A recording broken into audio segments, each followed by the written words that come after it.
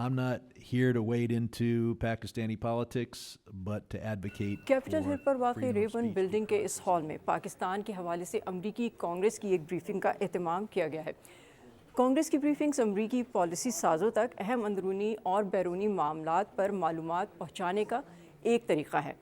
अमरीकी कांग्रेस के अरकान कांग्रेसमैन ब्रैड शर्मन और कांग्रेसमैन जिम कॉस्टा पाकिस्तान में 9 मई के बाद होने वाली गिरफ्तारियों, पाकिस्तान में इंसानी हकूक़ की मौजूदा सूरत हाल पर बात करते आए हैं। इसके अलावा आफिया सिद्दीकी के बदले शकील आफरीदी की रिहाई पर भी बात कर चुके हैं और यही वो कुछ इशूज़ हैं जिन पर अरकान कांग्रेस और पाकिस्तानी निजात अमरीकी डॉक्टर आसिफ महमूद ने अमरीकी कांग्रेस के नुमाइंदों को आगाह करने के लिए ब्रीफिंग का एहतमाम किया है।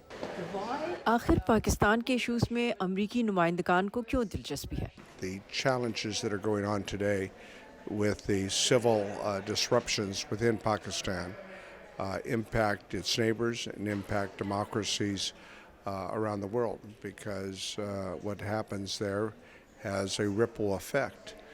And so it's incumbent upon the United States with our international partners to really bring about fair and free elections. The goal here is to get members of Congress more involved, to hear from Congress members who are involved, to show Pakistani Americans and the leaders in Pakistan that the American Congress is watching.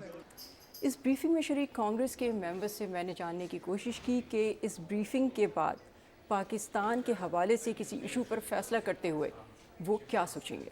Empowers me to be able to make the argument in committee, on the floor of the House, and with my colleagues about why there must be free and fair elections. We choose no sides. We just want democracy to prevail. We want the assaults against journalists to end. We want the detentions to end. We want to make sure that people are not being continually separated by their families. We believe that the IMF money has to be overseen.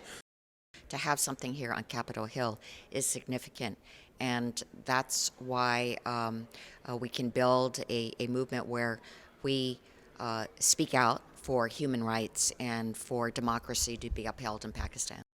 Have you been in touch with the Pakistan Army और क्या Pakistan army का कोई reaction आया है जो civilian trials and military courts हैं उसके ऊपर और जो गिरफ्तारियां हैं उनके ऊपर? जी, मैं एक चीज़ आपको बता दूं, इंतहाई डिसेंट एंड वेरी परसेप्टिव लोग हैं, उनके अपने चैलेंजेस हैं और मेरा अपना ख्याल ये है कि वो मुल्क को एक राइट डायरेक्शन में लेके जाना चाहते हैं और मेरा ख्याल है कि वो लेके जाएंगे। ये आप पाकिस्तान आर्मी की बात कर रहे हैं?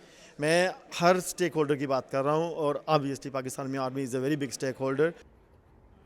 सवालात के सिलसिले के दौरान पाकिस्तानी सहाफ़ी मुईद पीरज़ादा ने बताया कि उनकी जान को अमेरिका में भी ख़तरा है। अमेरिका और पाकिस्तान के ताल्लुकात कई अशरों पर मुहित हैं। अमरीकी कांग्रेस को दिए जाने वाली इस ब्रीफिंग से सिर्फ एक दिन पहले अमरीकी वज़ीर ख़ारजा एंथनी ब्लिंकन ने पाकिस्तानी हम मनसब बिलावल भुट्टो ज़रदारी को एक टेलीफोन कॉल में पाकिस्तान और इसके अवाम के लिए अमरीकी मदद का यकीन दिलाया था। Saba Shah Khan, voice of America, Washington.